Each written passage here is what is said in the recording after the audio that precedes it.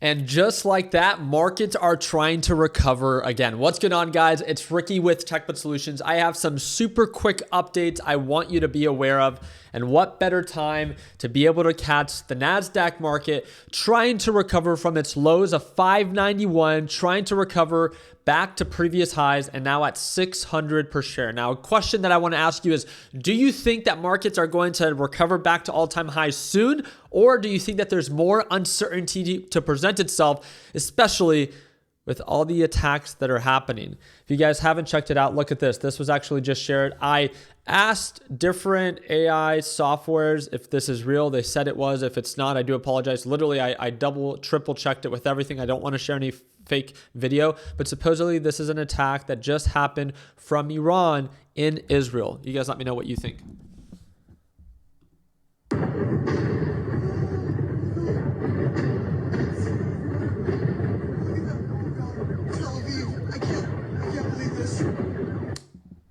Again, it's multiple different news outlets are sharing this, and that's why I felt like sharing it with you guys. It literally looks out of a movie, so if it is fake, I do apologize, but I tried to verify it. To me, remember, markets do not like uncertainty. And knowing that markets are trying to recover, even when we know that the U.S. hasn't even retaliated yet to the attack at the U.S. Embassy in Saudi Arabia, to me, I really don't get it. Just like we've seen in the past few hours, right? Everyone that bought into the dip yesterday as the markets rallied for no reason, Trump literally literally stated that the big attacks are yet to come, right? The U.S. is just getting started. And to me, I didn't understand how or why the market would ever justify a recovery knowing that more attacks were bound to come. To me, it seemed like a bull trap. And today, obviously, it's much easier to say and to see because of, hey, today we ended up making even lower lows than what we made yesterday. Now, I get it. If your intention is to invest long-term and you just bought into the dip into good quality companies with money you actually have and your intentions are to hold it for a long period of time, I get that. You're trying to position yourself at a good deal. Your prices are not to be perfect, but just to be, positioned well. I love that for you. My thing is, I hope that people yesterday didn't over leverage themselves, that now they're devastated today. Just like even today, right? Long or short, it really doesn't matter.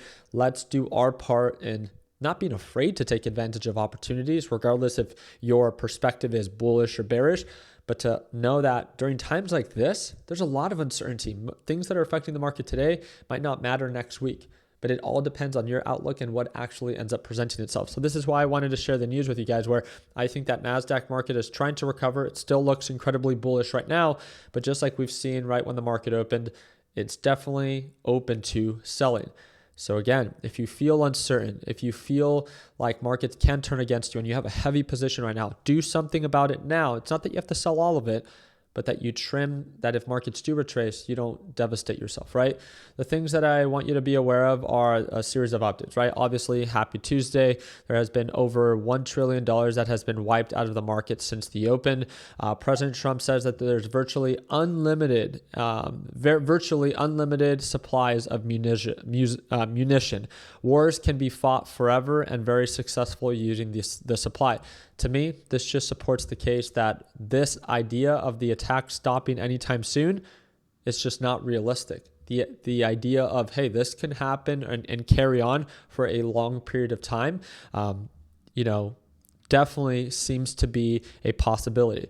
I thought this meme was pretty funny. Obviously, this isn't to the investors. This is more to the traders that bought into the dip and obviously paid the price today.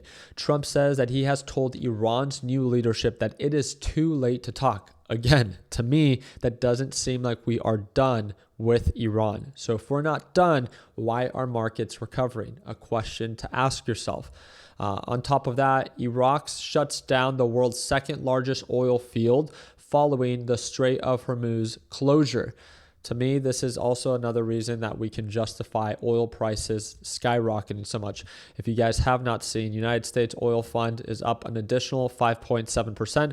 We talked about it in today's live trading session that oil prices are seeing a big gap up, and not just USO, but we also had, WTI is up another 11% on the day.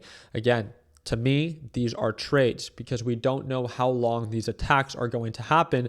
But intraday, as long as you can manage your risk, it makes sense on why a lot of people are going long on oil, knowing that the more that these closures happen, the more that demand will rise, the more that prices will rise as supply, begins to shrink.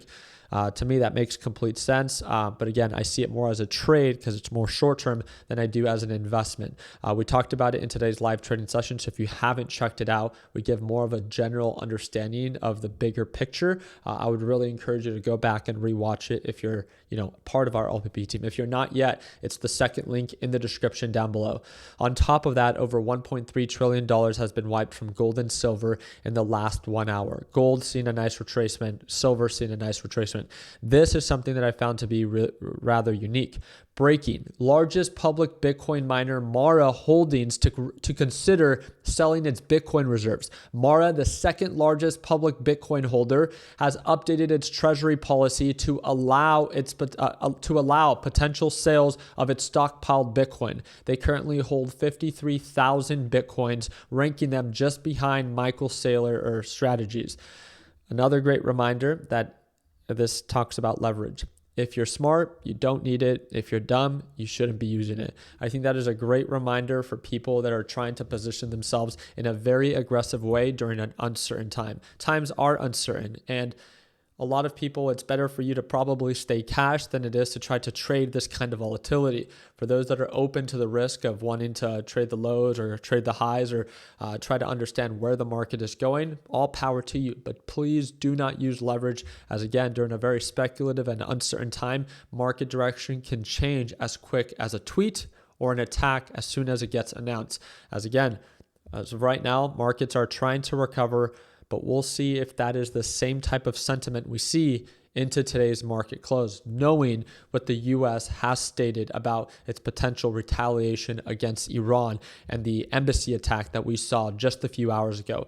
On top of that, I'm only up about $3,700 on MSTZ. I covered about 50% of my position on my long position on MSTZ, which is the inverse ETF for MSTR, right around $13 per share. Go back and rewatch today's live trading session. You'll get to see it all. And as markets sold off, I ended up buying more right around $12 per share, a little bit below $12 for MSTZ long. So again, it doesn't mean that just because I'm going long on this that you should.